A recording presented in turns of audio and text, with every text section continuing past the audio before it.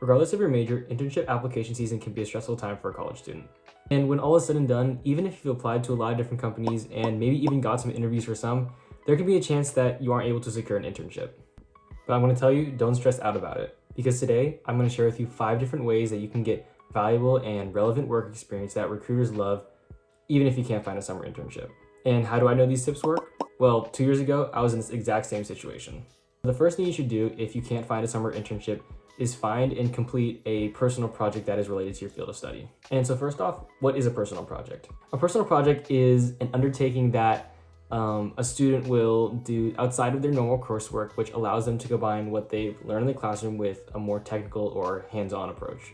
And personal projects are great for a number of reasons. 1, you have creative freedom to do whatever you want or whatever interests you. And 2, there are a bunch of different tutorials online and YouTube videos that can point you in the right direction if you're struggling to come up with a creative topic or you're having more difficulty on the technical side of the personal project. And lastly, these personal projects are great because it shows recruiters that you have a demonstrated interest in this field of study outside the classroom. The summer I wasn't able to get an internship, I learned and delved into the world of Arduino and made a bunch of cool little electronic projects that would showcase my electronic and mechanical engineering abilities. And so when an interview came around next year, I was able to talk about these projects in it, and I was able to talk about it very expertly because after all, I was the one that created them. The second thing that you should do if you can't find a summer internship is get involved in campus clubs. Campus clubs are great because a lot of times at the lower levels, they're very receptive to newer members and great for beginners that may not have a bunch of technical skills already. And this technical experience is really great because a lot of times in a classroom setting, we focus on the more theoretical side to a lot of different concepts. But when you show that you're putting these concepts in practice, it demonstrates that you can take what you have learned and apply that to perhaps an industry setting. And so in my case, 2 years ago, I joined a campus club that designed and manufactured an off-road vehicle that we later competed in a nationwide competition. And the important part about these clubs is that you need to show continued commitment. This is something that you should be really involved in so that when a recruiter asks you about it, you can show that you have been an integral part to it. So in other words, it's not just enough to participate in the club, you have to actually be involved. And so with that, we'll move on to the third thing that you should do if you can't find a summer internship, and that is cold call and cold email smaller companies that work in your field of study or a related field of study. And you'll be doing this in hopes that you can either work for them part-time or perhaps even as just a volunteer. Because at this point, all you want is experience, and perhaps taking a pay cut if you can afford it is something that you should look into.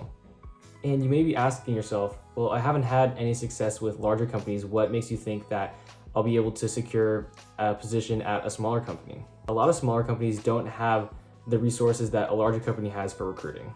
And this means that they're not going to have LinkedIn or Indeed job postings for a summer intern. And in fact, they may not even be having a summer internship position at all initially.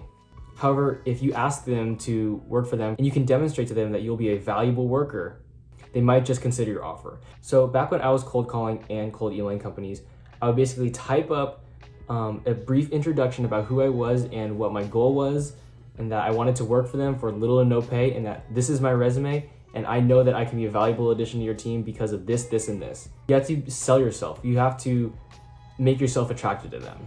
And if you want examples of how to do a cold call or cold email, put a comment in the below and perhaps I'll make a video about it. And that brings us to the fourth thing that you should do if you can't find a summer internship, and that is learn hard skills that you can put on your resume. And so what do I mean by hard skills? Hard skills or technical skills are experience-based and a lot of times have a hands-on component. They are concrete, measurable abilities that are often specific to a job. So for example, for software engineers, it's how well do you code in C++? That is a hard skill. As opposed to a soft skill, which is something like I am hardworking, I work well under pressure, and something that may entirely be true, but it is not a measurable quantity per se. And so during the summer that I wasn't able to get an internship, I decided to focus on 2 things, which were MATLAB and Simulink. But I wanted to make sure that I was super good at these, way better than I was the previous year, so that in the upcoming year, I was able to show my recruiter or show the person who's interviewing me that I can do these in an industry setting. And hard skills are especially great if you have a certification to back them up for you. And that brings us to the fifth thing that you should do if you can't find a summer internship, and that is work in an industry that is not related to your field of study. And although this may seem initially counterintuitive, a lot of times recruiters just want to see that you are doing something with your life. And so in my case, as a mechanical engineer, I decided to apply to a couple different accounting internships just because I wanted to get some work experience. Now, in the end, those actually didn't pan out. And so what I did is I still just wanted to work. So I just worked at a restaurant for the summer. And that allowed me to work on my soft skills, public speaking, communicating with other people, dealing with difficult people, being a team player. These are all things that I definitely improved over the course of the summer, even if I can't necessarily quantify it on my resume. And of course, this last step, step 5, was done in conjunction with the earlier steps. And so to recap everything that we went over, the first thing that you should do when you can't find a summer internship is find a personal project that you can do on your own that shows that you have interest in the field of study that you wish to intern in. Second, you should be getting very involved, not just participating in campus clubs so that you can gain valuable technical experience. Third, you should be cold calling and cold emailing smaller companies around you in your related field of study because the internship hunt is not over yet. 4, you should be learning hard skills online or through textbooks so that you can demonstrate your knowledge in an industry setting and make yourself a more attractive candidate in the next application cycle. And lastly, number 5, you should be applying to internships and jobs that aren't even in your field of study, and so that you can develop soft skills that are very important to the workplace. And with that concludes the 5 things you should certainly be doing if you can't find a summer internship. And if you like this video, leave a like, I'd appreciate it. And comment if there's anything else you'd want me to talk about for my own internship experience. I'll see you next time.